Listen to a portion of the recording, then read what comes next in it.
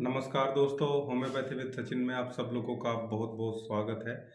आज मैं आप लोगों को अगर घुटने घिस जाएं, घुटने घिसने की जिन्हें कंडीशन बोलते हैं या घुटने का ग्रीस खत्म हो जाना जिनको बोलते हैं, लिक्विड एक तरीके का हमारे घुटनों के बीच में होता है, अगर वो सूख जाए उसकी वजह से होने वाली प्रॉब्लम कि होम्योपैथी में क्या बेस्ट कॉम्बिनेशन हो सकता है। बहुत अच्छा कॉम्बिनेशन है और मैक्सिमम साइनोवियल फ्लूइड के ड्राई हो जाने पे ये जो है वो रिलीफ पेशेंट को प्रोवाइड करता है। तो चलिए आज का वीडियो स्टार्ट करते हैं। दोस्तों, हमारे जो घुटने होते हैं, खासकर वैसे तो सभी जॉइंट, लेकिन घुटनों की बात करूं, घुटनों के बीच में दो हड्डियों के बीच में कुशन जैसा एक डिस्क होता है और उसके अलावा उस पूरे के पूरे जो सॉकेट, जो पूरा का पूरा जॉइंट है अपना, उस जॉइंट में एक स्पेसिफिक टाइप का लिक्विड जो है वो भरा होता है। उस लिक्विड को हम साइनोवियल फ्लूइड बोलते हैं। जनरल आम जो आम भाषा है, आम बोलचाल है, उसमें उसको ग्रीस बोला जाता है कि घुटनों का ग्रीस खत्म हो गया है या कम हो गया है। ग्रीस इसलिए क्योंकि ग्रीस बॉल बेयरिंग में चिकनाहट प्रोवाइड करता है, इंजन वगैरह ऐसी चीज़ों में चिकनाहट प्रोवाइड करता है। तो वहाँ पे हमारे जॉइंट्स में भी उस फ्लूइड का काम चिकनाहट प्रोवाइड करना ही है। जो फ्रिक्शन होता है उसको, उसकी रगड़ से जॉइंट्स में वियर एंड टियर नुकसान ना हो, उसका काम करता है। प्लस जो टेम्परेचर का एक मेंटेनेंस है उसको भी वो मेंटेन करता है। साइनोवियल फ्लूइड उसको हम बोलते हैं और उस साइनोवियल फ्लूइड की वजह से ही जो मूवमेंट हमारे घुटने का होता है वो बहुत अच्छे से हम देखते हैं कि हमें देखने को मिलता है। ज़्यादा एज हो जाने की वजह से या फिर जो लोग बहुत ज़्यादा काम करते हैं, फिजिकल वर्क बहुत ज़्यादा करते हैं, लगातार खड़े रहने वाले लोग, और कई बार ज़्यादा वेट होने से भी ऐसा देखा जाता है। हालांकि साइनोवियल फ्लूइड का सूख जाना या ग्रीस खत्म हो जाना ये केवल फिजिकल एक्सर्शन के साथ ही जुड़ा हुआ नहीं है, या फिर केवल और केवल ज़्यादा वेट वालों के लोगों के लिए नहीं है। 50% या उससे ज़्यादा लोग इसमें ऐसे देखने को मिलते हैं जिनका वेट बहुत ज़्यादा नहीं है, वो मोटे नहीं है, लेकिन फिर भी उनका साइनोवियल फ्लूइड है जो ग्रीस है वो ड्राई अप हो जाता है, सूख जाता है। कई बार इन्फेक्शन की वजह से भी, साइनोवाइटिस जिसको हम बोलते हैं, उसकी वजह से भी वहाँ पे सूजन आ जाती है, रेडनेस आ जाती है, फिर धीरे धीरे ड्राई अप होने की सिचुएशन चली जाती है। किसी भी सिचुएशन में अगर ये साइनोवियल फ्लूइड सूख जाए या कम रह जाए तो उसको, उसकी वजह से बहुत सारी प्रॉब्लम, घुटनों में दर्द खासकर देखने को मिलता है। बहुत भयानक दर्द रहता है, चुभने जैसा, और थोड़े दिन बाद घुटने आपस में टकराने लगते हैं, घिसने भी लगते हैं, एक रगड़ महसूस होती है, घुटनों से आवाज़ आने लगती है और वियर एंड टियर जैसी प्रॉब्लम आ जाती है, कट कट की आवाज़ें घुटनों से लगातार आती हैं। इस टाइप की चीज़ें बहुत ज़्यादा, स्टिफनेस बहुत ज़्यादा हो जाती है, कड़ापन जो हमें देखने को मिलता है वो बहुत ज़्यादा इसमें हो जाता है।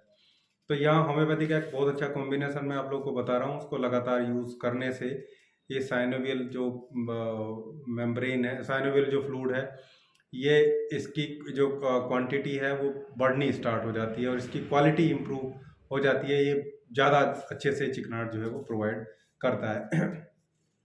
इसमें सबसे पहली हमारी जो मेडिसिन है वो है एसिड बेंजोइकम। एसिड बेंजोइकम को 30 पोटेंसी में लेना है।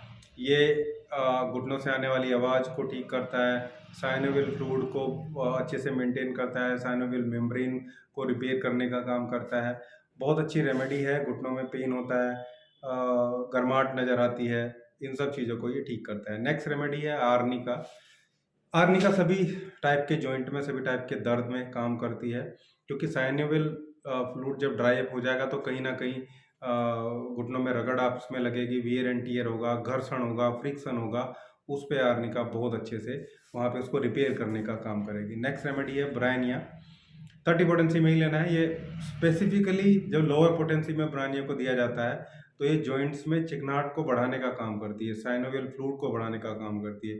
ये बहुत सारी बुक इस टर्म नहीं है, मतलब बहुत बुक में आपको लिखा नहीं मिलेगा, ये कुछ बुक में देखने को मिलेगा, लेकिन प्रैक्टिकली जब आप इसको 50-100 मरीजों पे ट्राई कर लेंगे तब आपको पता चलेगा कि ब्रायनिया बहुत अच्छी रेमेडी है साइनोवियल फ्लूइड की क्वालिटी और क्वांटिटी दोनों को इम्प्रूव करने के लिए। नेक्स्ट हमारी जो रेमेडी है वो है लिडमपाल। लिडमपाल खासकर घुटनों में पेन होता है और पेन शिफ्ट करता है एक जगह से दूसरी जगह। साइनोवियल फ्लूइड ड्राई अप हो जाने की वजह से गर्माहट घुटनों में देखने को नज़र आती है। ये सारी चीज़ों को जब आप ट्राई करेंगे तो आपको जब आपके सामने सिम्पटम आएँगे तो लिडमपाल यहाँ सब चीज़ों पे काम करता है। और ये सारे सिम्पटम ही जो मैंने बताए हैं, साइनोवियल फ्लूइड के ड्राई अप हो जाने पे, सूख जाने पे, ये ग्रीस के ख़त्म हो जाने पे ये हमें पेशेंट में नज़र आते हैं। इसके अलावा स्टिफनेस की एक स्पेसिफिक रेमेडी हमें ज़रूर इसमें ऐड करनी है, और ये भी स्टिफनेस को, कड़ेपन को ठीक करती है। कॉस्टिकम को 30 पोटेंसी में लेना है। इन सभी पांचों रेमेडी को आपस में इक्वल क्वांटिटी में मिला के और एक बड़ी शीशी में मिला के रख लेंगे। फिर 5 से 7 बूंदे आधे कप पानी में मिला के दिन में 3 बार इसको लेना है। स्टार्टिंग में 4 बार भी ले सकते हैं, अदरवाइज 3 बार लेना है। जैसे जैसे चीज़ें इम्प्रूव होनी शुरू होती है, 1 महीने 1.5 महीने के बाद फिर इसको 2 बार कर देंगे। फिर उसको धीरे धीरे 1 बार करके तब स्टॉप करेंगे, एकदम से स्टॉप नहीं करना है। इस बीच में आप कोशिश करें कि अरंडी एक चीज़ होती है, उसके पत्ते कहीं से मिल जाएं तो सरसों के तेल में गर्म करके उनकी चटनी बना के सरसों के तेल में गर्म करके, और उसमें थोड़ा मेथी दाना भी ऐड कर सकते हैं। सरसों के तेल में अच्छे से उबाल के और अरंडी के पत्तों को गर्म करके फिर निचोड़ के उसको साफ करके छान के रख लेंगे। उस तेल की मालिश करने से भी बहुत ज़्यादा इम्प्रूवमेंट आपको देखने को मिलेगा अपने घुटनों में, और इससे मूवमेंट बढ़ेगा। साइनोवियल फ्लूइड के जब लगातार ब्लड सर्कुलेशन अच्छा होगा हल्की मालिश करने से, तो वहाँ पे साइनोवियल फ्लूइड, ज़्यादातर मॉडर्न मेडिकल साइंस में यही बताया जाता है कि ये जनरेट नहीं होता है दोबारा, इंजेक्शन से भी इसको जो है घुटनों में डाला जाता है, लेकिन वो भी कुछ दिन बाद खत्म हो जाएगा अगर आपके घुटने, आपका जोड़, आपकी पूरी की पूरी फिजियोलॉजी, आपका ब्लड सर्कुलेशन, आपका लिम्फेटिक सर्कुलेशन सही नहीं है, तो वापस ये प्रॉब्लम आएगी। इसलिए इसको ठीक करने के लिए हमें नेचुरल रेमेडीज़ की तरफ जाना होगा, और इन रेमेडीज कॉम्बिनेशन से ये हमेशा के लिए ठीक होगा। खासकर जिनकी एज 50 साल, 50-55 साल से नीचे है, उनको बहुत ज़्यादा प्रॉब्लम रहती है, क्योंकि उनको फिजिकल काम भी ज़्यादा करना होता है। 55-60 की एज के बाद लोग रिटायर होने की तरफ चल जाते हैं, फिजिकल काम कोई ज़्यादा नहीं होता है। लेकिन इनसे पहले अगर ये प्रॉब्लम आ जाए तो बहुत बड़ी प्रॉब्लम है, तो उन लोगों में रेमेडी बहुत अच्छे से काम करेगी। आप इसको यूज़ करिए, बहुत अच्छे फीडबैक आपको देखने को मिलेंगे।